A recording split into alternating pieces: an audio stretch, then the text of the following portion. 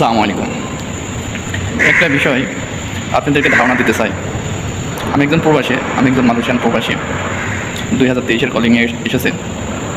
এই 2023-এর কলিংয়ে এসে প্রবাস জীবনে পা দেওয়ার পরে অনেক বিষয় জানতে পেরেছি, অনেক বিষয় বুঝতে পেরেছি। সবথেকে বড় বিষয় আর বড় কথা, বড় চিন্তা সেটাই যে একজন প্রবাসী যখন প্রবাসীর মাটিতে পা দেয়, তার দেশের স্বপ্নটাকে সুখ শান্তিটাকে বিক্রি করে স্বপ্ন ক্রয় করতে আসে প্রবাসের মাটিতে। এটা বলতে পারেন ভাই কেমন করে বা কীভাবে?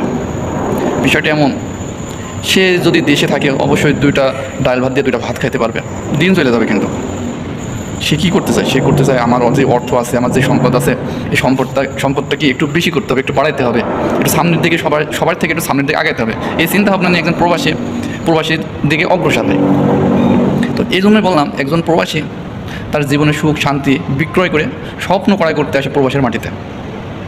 হ্যাঁ, মালয়েশিয়াতে বর্তমান যে অবস্থা, 23 সালের কলিংয়ের জনবল ঢোকার পরে যে এই অবস্থা হয়েছে, আমার মনে হয় 23-এর কলিংয়ের লোকজনের কপাল আসলেই ভালো। এই কারণে বলি, 23-এর কলিংয়ের লোক যখন মালয়েশিয়াতে প্রবেশ করলো, তারপরেই টাকা রেট বেড়ে গেল। আমি যখন প্রবেশ করি তখন ছিল 26 টাকা রেট, অর্থাৎ 26 সালে এসে টাকা রেট হয়ে গেছে 29 টাকা রেট।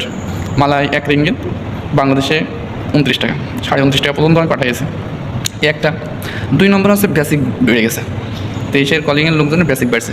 আগে 23-এর আগে যারা ছিল তাদের বেসিক ছিল 50 টাকা 40 টাকা, আর 23-এর কলিংয়ের লোকজন ঢোকার পরে 70-80 টাকা পর্যন্ত বেসিক হয়েছে। মানে সর্বনিম্ন যারা কোন চিকন অর্থাৎ যারা তলংম্যান তাদের 70 টাকা পর্যন্ত বেসিক হয়েছে, আর যারা পান্ডা আছে তাদের তো 100 টাকার উপরে। তো সব কিছু মিলে ঢিলে আল্লাহর অশেষ রহমতে খুব ভালো অবস্থায় আছে, আমিও আছি আপনাদের দোয়াতে। কিন্তু সমস্যা এক জায়গায়। সমস্যা কি? যাদের মানুষের সাথে কেউ নেই, কোনো আত্মীয় স্বজন নেই, কিংবা কোনো কোম্পানি এনে তাদেরকে এড়ে দিয়েছে, কোনো এজেন্সি এনে তাদেরকে ছেড়ে দিয়েছে, কোনো কাজ কাম দেয়নি, এমন অনেক লোক দেশে চলে গেছে। হয়তো তাদের কপালে এমন ছিল, আল্লাহ যেন তাদের কষ্টকে নির্ভরযোগ্য করে দেয় একটি কাজের মাধ্যমে। তো এই সকল মানুষের বেশ কষ্ট হয়েছে।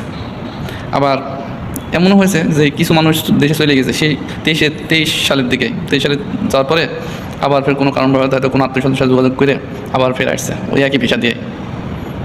এই অবস্থা মানুষের।